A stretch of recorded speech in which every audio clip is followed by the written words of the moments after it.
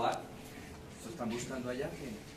Páselo de la mensualidad. La glándula hipófisis se encuentra ubicada a nivel de la silla turca, que también es llamada fosa hipofisiaria. Nos acordamos por allá al principio de semestre que veíamos la fosa hipofisiaria, que esa fosa hipofisiaria es una dependencia o es un accidente de hueso esfenoides, y que específicamente esa fosa hipofisiaria se va a encontrar ubicado a nivel de las fosas del cerebro, en la fosa media del cerebro, en la fosa media del cráneo, ¿sí? Está conectada con otra estructura superior, que es el hipotálamo, que los compañeros en la próxima clase nos van a hablar del eje hipotálamo, hipófisis, gónadas, ¿cierto? Y a través de una estructura que se llama el tallo pituitario o tallo de la hipófisis, ¿sí? Que como el nombre me indica es un tallo. Ahorita vamos a ver el dibujito, es un tallito, es como un pedículo, ¿sí? ¿Me colaboras? Gracias. Este es el tallo, este es el hipotálamo, este es el tallo y esta es la glándula hipófisis, ¿cierto? Bueno, siguiente, por favor. Acá tenemos la hipófisis, tenemos el hipotálamo y aquí tenemos el tallo pituitario o tallo de la hipófisis. Se me olvidaba decirles, pues ya con el nombre de tallo pituitario, la glándula hipófisis también recibe el nombre de glándula pituitaria. De pronto, si ustedes en alguna parte escuchan la pituitaria, estamos haciendo referencia a la hipófisis, ¿sí? Siguiente. La hipófisis se va a dividir en dos lóbulos principalmente, en un lóbulo anterior o adenohipófisis y en un lóbulo posterior o neurohipófisis. Cada una de las partes existe en algunos libros toman como una tercera porción la hipófisis media, o sea, la que está entre la hipófisis anterior y la hipófisis posterior. Cada una de esas partes o de esos segmentos de la hipófisis producen diferentes hormonas. En el caso de la hipófisis anterior o adenohipófisis, bueno, ella se va a originar biológicamente, o sea, cuando el niño se está formando, de un esbozo faríngeo que recibe el nombre de la bolsa de Rathke, ¿cierto? Siguiente. La hipófisis media o intermedia es la que queda entre la hipófisis anterior y la hipófisis posterior. Ella me va a producir una hormona que se llama la hormona estimulante de los melanocitos. Ahorita vemos cuáles son las hormonas que produce la hipófisis anterior, que son varias, ¿sí? Bueno, siguiente. ¿Usted qué hace esta imagen acá? Ven. ¿Y esto qué hace acá? Estas no iban acá, esas iban más abajo. No importa, dale. Ya acabó. La tercera porción, la tercera parte, es la hipófisis posterior o neurohipófisis, ¿cierto? Esa neurohipófisis se considera como una evaginación del tercer ventrículo cerebral, allá donde se está produciendo líquido cefalorraquídeo. Allí se van a producir dos hormonas, que va a ser la oxitocina y que va a ser la antidiurética. ¿Sí? Siguiente. Ok, aquí están haciendo una resonancia, aquí tenemos la hipófisis, esta es la fosa hipofisiaria, aquí tenemos la hipófisis. ¿Sí? Siguiente. Estas son las hormonas que se producen a nivel de la hipófisis. Entonces, en la hipófisis anterior se va a producir la hormona, la hormona de crecimiento, se va a producir la hormona adrenocorticotropina, la hormona estimulante del tiroides, las gonadotrofinas, que son dos, la folícula estimulante y la luteinizante, y la prolactina. En la hipófisis intermedia, que es este pedacito pequeño, se va a producir la hormona estimulante de los melanocitos, y en la hipófisis posterior se me va a producir la antidiurética y la oxitocina. ¿Sí? Sigue. Muy bien. Adenihipófisis, entonces empecemos a hablar ya específicamente de la hipófisis anterior o adenihipófisis. La adenihipófisis está constituido por varios tipos de células. Unas células que son acidófilas, otras células que son basófilas y otras células que son neutras, es decir, son células que no toman ningún colorante, ¿cierto? Entonces tenemos unas células somatotropas que me van a segregar la hormona de crecimiento, la growing hormone. Estas células son acidófilas, o sea, se van a teñir de rojo. Tenemos otras células que son las lactotropas, que me van a producir la prolactina, o luteotrópica, que también es una célula acidófila. Tenemos las corticotropas, que me van a secretar la hormona adrenocorticotropina, que son células basófilas, es decir, se pintan de azul. ¿Sí? Siguiente. Tenemos las gonadotropas que me van a formar las dos hormonas gonadotropinas, la folícula estimulante y la luteinizante. También son basófilas, se tiñen de azul. Tenemos las tirotropas que van a producir la hormona estimulante del tiroide, también son basófilas. Siguiente. Ok, ahora empecemos a hablar de cada una de las hormonas. Entonces, hipófisis anterior, entonces, o adenohipófisis, hablemos de la prolactina, ¿sí? Sus iniciales LT, también es considerada o también se llama luteotrópica. Entonces, como el nombre me lo indica, la prolactina es la hormona encargada de favorecer la formación, crecimiento y desarrollo de los acinos mamarios. Los acinos mamarios son unas bolsas glandulares en donde o a donde a partir de ellas se va a empezar a formar la leche cuando la mujer está en embarazo, ¿cierto? Entonces, esta prolactina me va a estimular el crecimiento, desarrollo, crecimiento y formación de la glándula mamaria, tanto en hombres como en mujeres. Me va a estimular la formación de leche en las mujeres cuando están en el embarazo. Y fuera de eso, me ayuda a formar las proteínas que están constituyendo la leche materna. ¿Sí? Siguiente. Una segunda hormona que es la adrenocorticotropina. Esta se va a producir a nivel de la glándula suprarrenal, ¿sí? Primero que todo me va a estimular el crecimiento y desarrollo de la glándula suprarrenal, que se va a encontrar ubicada por encima del riñón. Y una vez que se formó la glándula suprarrenal, estimula para que esa glándula suprarrenal me forme una serie de hormonas, como es las glucocorticoides, los andrógenos sexuales y los mineralocorticoides. ¿Sí? Siguiente. Tercera hormona, la hormona de crecimiento, también llamada growing hormone, que también se llama somatotropina. Esta hormona tiene muchísimas funciones, dentro de las que tenemos primero estimular el factor de crecimiento insulínico, que ese factor de crecimiento insulínico se va a depositar una vez que se forma, viaja por la sangre y va a llegar a todos los tejidos, a todas las células del cuerpo. ¿Para qué? Pues para hacer que todas las células del cuerpo crezcan, ¿cierto?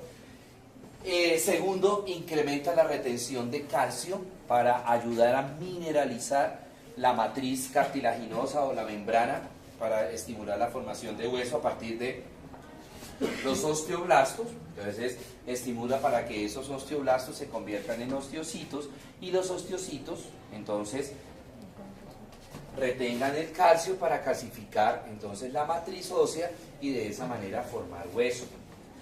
¿Qué otra función tiene la hormona de crecimiento? Estimula la síntesis de proteínas. Esa síntesis de proteínas lo que va a hacer es aumentarme la masa muscular. Por eso, por ejemplo, cuando las personas están haciendo pesas, están en el gimnasio, les ponen a tomar proteínas, a comer proteína, porque a partir de la proteína se va a formar o se va a estimular la formación de músculo, ¿sí? Induce la captación de glucosa por parte del músculo y por parte de los adipocitos. En la medida que nosotros tenemos más adipocitos, esos adipocitos me van a captar mayor cantidad de glucosa. Por eso las personas que sufren de diabetes, entonces son gorditos, porque tienen bastante adipocito, y esos adipocitos me van a estimular la captación de glucosa. Otra función es estimular la gluconeogénesis a partir de una sustancia que se llama glucagón, que es el glucagón. Más adelantico lo vamos a ver, es producido por las células alfa del páncreas. Entonces es otra vía de formación de glucosa diferente a la de los azúcares, ¿sí? Muy bien. Promueve el crecimiento de todos los tejidos a través del factor insulínico de crecimiento, ¿cierto? Incrementa la masa muscular a través de la síntesis o creación de proteínas. Y por último, promueve la lipólisis, es decir, promueve la destrucción de grasas. ¿Correcto? Muy bien. Otra hormona que produce la hipófisis anterior o adenohipófisis es la tirotropina, o también llamada hormona estimulante del tiroides. Entonces, ella me va a favorecer el crecimiento y desarrollo de la glándula tiroides. Una vez que la glándula tiroides esté crecida, entonces me va a estimular que esa glándula tiroides me produzca, me forme hormonas tiroideas, que son T3 y T4. El T3 como la triyodotironina y el T4 la tetrayodotironina, que ahorita vamos a hablar de ella. Aumenta la proteólisis de la tiroglobulina, es decir, aumenta la destrucción de esta proteína, se llama tiroglobulina, que se encuentra unido al T4. ¿Para qué? Para destruirse la tiroglobulina, el T4 se me va a convertir en triyodo tironina o T3. Aumenta la actividad del yodo para que se unan las 4 moléculas de yodo para formarme la tetrayodo tironina. ¿Sí? Esta hormona es producida no por la adenohipófisis. En algunos libros, como les decía, en algunos libros toman solamente 2 lóbulos, el lóbulo anterior y el lóbulo posterior. Entonces, si tienen el lóbulo anterior y posterior, entonces no hay lóbulo intermedio. La hormona que produce el lóbulo intermedio, que es la hormona estimulante de los melanocitos, se produce a nivel de la adenohipófisis. ¿Sí? La función de ella es estimular unas células que tenemos en la piel que se llaman los melanocitos, para que esos melanocitos produzcan melanina, que es la que nos va a dar la pigmentación, la coloración de la piel, la melanina. ¿Sí? Tenemos las hormonas gonadotrópicas, que son 2, la hormona la folícula estimulante y la hormona luteinizante. La folícula estimulante, como el nombre me lo indica, comienza, que era lo que hoy nos tenían que hablar los compañeros, comienza la maduración de las células sexuales femeninas, es decir, comienza la maduración de las ovogonias para que pasen a ovocito primario, luego ovocito secundario, folículo de De Graaf o folículo maduro. Hace que a nivel del cuerpo lúteo, a nivel del ovario, las células del ovario produzcan estrógenos, y en el hombre estimula el proceso de espermatogénesis, es decir, que estimula para que esas células germinales se me conviertan en espermatogonias, espermatocito primario, secundario y así sucesivamente. La otra hormona gonadotrópica, entonces, es la luteinizante. La luteinizante acompaña a la folícula estimulante a madurar las células sexuales ováricas. Estimula la producción de progesterona, ¿sí? Y en el hombre estimula las células de Leydig para que esas células produzcan testosterona y esa testosterona madure, ¿cierto?, las células germinales, es decir, realice el proceso de espermatogénesis. ¿Sí? Muy bien, eso en cuanto a hipófisis anterior o adenohipófisis. Preguntas. ¿No question? Bueno, pasemos a la hipófisis posterior o neurohipófisis. Les decía que allá se producen 2 hormonas, una que se llama la antidiurética y la otra que se llama la oxitocina. La antidiurética o vasopresina, entonces ella se secreta cuando a la persona se le baja la tensión arterial, cuando se disminuye el volumen plasmático. El volumen plasmático se disminuye ya sea por heridas, ya sea por deshidratación. Entonces, eso, cuando uno pierde agua, cuando uno pierde sangre, se le baja la tensión arterial, ¿cierto? Al bajarse la tensión arterial, el riñón me produce, entonces, el cerebro me produce la antidiurética para retener agua y subir la tensión arterial. ¿Sí? Siguiente. Me va a generar vasoconstricción, me disminuye el volumen urinario, me aumenta el gasto cardíaco y de esta manera me sube la tensión arterial. Es decir, la antidiurética lo que evita es la formación de orina. Antidiurética, antidiuresis, antiorina. Entonces, al retener agua, retiene sodio, y ese agua y ese sodio que se retiene me va a subir la tensión arterial del paciente. ¿Sí? Siguiente. La oxitocina, que también es producida por la neurohipófisis, ella va a actuar a nivel del útero gestante, es decir, en una mujer embarazada, se produce esta oxitocina por parte de la neurohipófisis, que va a actuar a nivel de unas células que se llaman las células mioepiteliales que hay en el útero, y también a nivel de las glándulas mamarias, para 2 cosas. Uno, en el útero, favorecer la contracción del músculo miometrial o miometrio, y favorecer el trabajo de parto, que aparezcan las contracciones y que esas contracciones permitan el descenso del feto y que se produzca el parto. Y también en la glándula mamaria, esa oxitocina contrae los acinos mamarios para que liberen la leche que se formó por parte de la prolactina. ¿Para qué? Para que la mujer pueda lactar. Uno de los estímulos, por ejemplo, en la mujer para que se produzca para que se produzca oxitocina, es el masaje de los pezones. Es cuando una mujer está dando a luz, una mujer está pariendo, entonces nació un niño, ¿cierto? Nació un niño. En algunas mujeres la tendencia es a que desaparezcan todas las contracciones, pero no podemos dejar eso. ¿Por qué? Porque adentro se quedó la placenta y se necesita que se produzca el alumbramiento, que salga la placenta. Entonces uno le dice a la mujer que se sobe las glándulas mamarias, la parte de los pezones, que se hagan unos masajes, y ese masaje estimula a la hipófisis posterior para que vuelva a producir oxitocina, y esa oxitocina actúe en el miometrio para que se produzcan otra vez contracciones, y esas contracciones desprendan la placenta y se produzca el alumbramiento. ¿Sí? Bueno, el parto, ¿vale? Muy bien. Entonces, esas son las diferentes hormonas que se van a producir a nivel de la hipófisis. Aquí está el tallo de la hipófisis. Entonces, aquí en el hipotálamo, ¿quién estimula a la hipófisis para que produzca todas estas hormonas? ¿Quién? Acá en el hipotálamo. En el hipotálamo va a haber unas células que me van a producir unas hormonas estimuladoras liberadoras, que esas hormonas estimuladoras liberadoras se producen acá en el hipotálamo, pasan por el tallo y llegan a la hipófisis y van a actuar sobre esas diferentes células que vimos hace un ratico para que se produzcan las diferentes hormonas que se estimulan a nivel de la hipófisis. Siguiente. Entonces, por ejemplo, ¿cuáles son esas hormonas estimuladoras que se producen a nivel del hipotálamo? Entonces tenemos la somatoliberina o somatocrinina, que me va a estimular la secreción de la hormona de crecimiento, somato. Recuerden que la hormona de crecimiento también se llama somatostatina. ¿Sí? Tenemos la corticoliberina, que estimula en la hipófisis la producción y la liberación de la ACTH, o sea, de la adrenocorticotropina. Siguiente. Tenemos la tiroliberina, que se produce en la neurohipófisis y actúa en la hipófisis anterior para que la hipófisis anterior estimule la producción de hormona estimulante del tiroides. ¿Sí? Gonadoliberina se produce en el hipotálamo y van a actuar a nivel de la hipófisis para que en la hipófisis se produzcan las hormonas gonadotrópicas, es decir, la folícula estimulante y la luteinizante. ¿Sí? Siguiente. Hormona inhibidora de la hormona de crecimiento.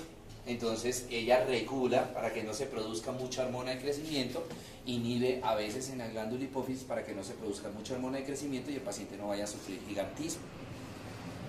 La prolactina está regulada negativamente por la dopamina, que es un neurotransmisor. La prolactina no tiene en la hipófisis una hormona estimulante liberadora, sino que nosotros tenemos en unos neurotransmisores, y dentro de esos neurotransmisores se llama la dopamina. Esa dopamina es la que va a estimular a la glándula mamaria en la mujer embarazada para que empiecen a nivel de los acinos a formar la leche. ¿Sí? ¿Sí? Entonces acá tenemos la hipófisis, ese es el seno esfenoidal, acá tengo la hipófisis en la fosa hipofisial. ¿Sí? Siguiente. Acá tengo la hipófisis, la parte de la hipófisis anterior, y aquí la parte de la hipófisis posterior. Tengo el tallo de la hipófisis y aquí vendría el hipotálamo, donde se van a producir las hormonas estimuladoras liberadoras. ¿Correcto? Bueno. Glándula mamaria. La glándula mamaria es una glándula sudorípara modificada, la glándula mamaria, ¿cierto? Que se encuentra superficial a la piel, justamente por encima de una capa muscular que se llama el músculo pectoral. ¿Sí? La glándula mamaria, como es una glándula sudorípara modificada, cumple la función de permitir la salida de la secreción láctea cuando la mujer está en embarazo y se produce el parto, para que se produzca lo que es la lactancia. ¿Sí? La glándula mamaria está constituida principalmente por dos tejidos, que son el tejido adiposo y el tejido glandular. Y tenemos dos estructuras, digamos que sobreagregadas al pezón y al areola, que son el pezón y la areola, que ellos son estructuras independientes de la glándula mamaria, que son independientes del tejido adiposo y del tejido glandular. El tejido adiposo, pues como el nombre me lo indica, tejido adiposo es grasa. ¿Sí? La glándula mamaria está constituida por grasa y por glándulas. Entonces, en medio de las glándulas vamos a encontrar ese tejido adiposo en mayor o menor proporción, en mayor o menor cantidad. Perdón. Muy bien. Tenemos un ligamento que se llama el ligamento suspensor de la glándula mamaria. Resulta que la glándula mamaria está por encima del músculo pectoral, entonces no tiene ningún medio de fijación. Entonces existe un ligamento que se llama el ligamento suspensor, que ese ligamento suspensor se dirige hacia la parte posterior para adherirse a los músculos de la reja costal y a la reja costal, y de esta manera digamos que evitar la caída de la glándula mamaria.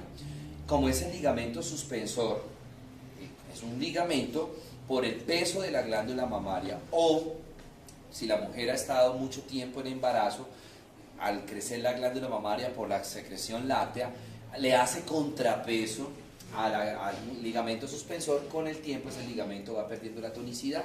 Por eso es que las mujeres, después de determinados años, la glándula mamaria tiende a ser péndula, es decir, tiende a caerse porque ya el ligamento suspensor perdió la tonicidad.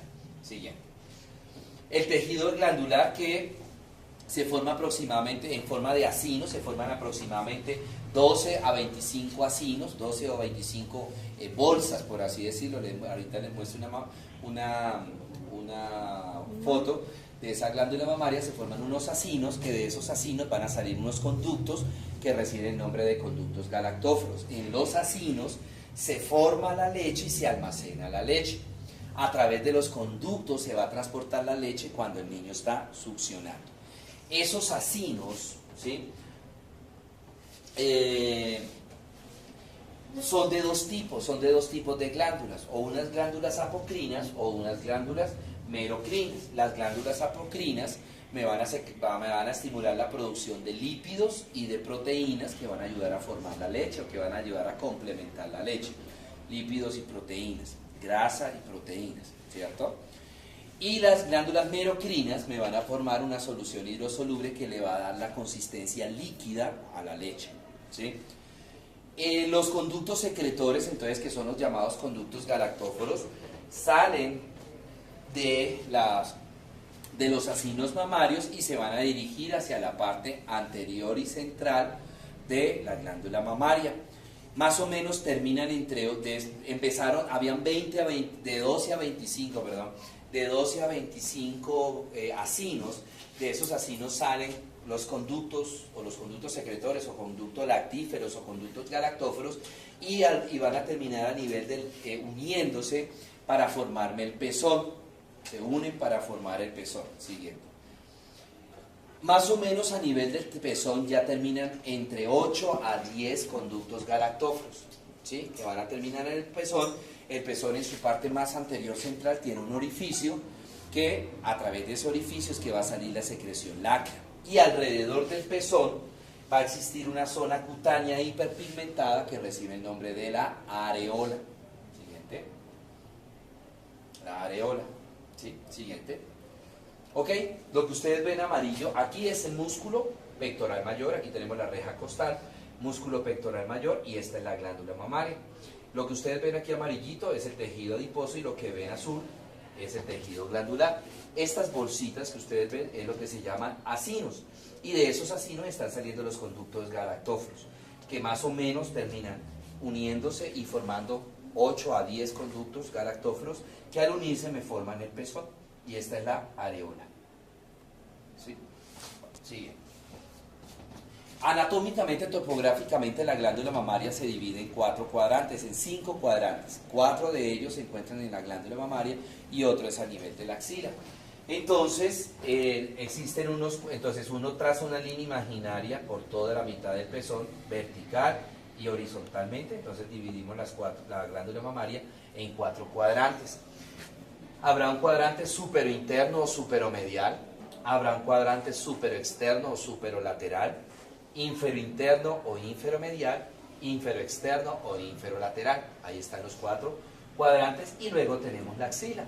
Por eso que a las mujeres, siempre cuando se les enseña cómo debe hacerse el autoexamen de mama, se les dice que también tienen que explorarse la región axilar, porque ahorita vamos a ver que el 75% de la linfa de la glándula mamaria y del tórax va a drenar en los ganglios axilares. O sea que la gran mayoría de los cánceres de la glándula mamaria van a drenar principalmente hacia los ganglios axilares. Por eso cuando a una mujer se le hace una mastectomía, es decir, se le quita la glándula mamaria, también se hace el vaciamiento, la extracción de esos ganglios axilares.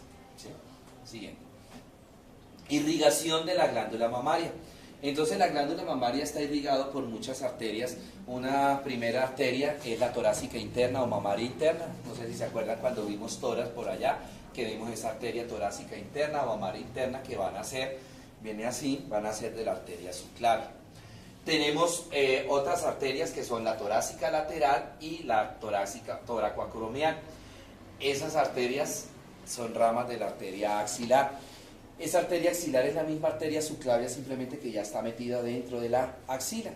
Esa arteria torácica lateral y la toracoacromial me van a dar arterias que van a irrigar los cuadrantes los cuadrantes laterales y superior de la glándula mamaria.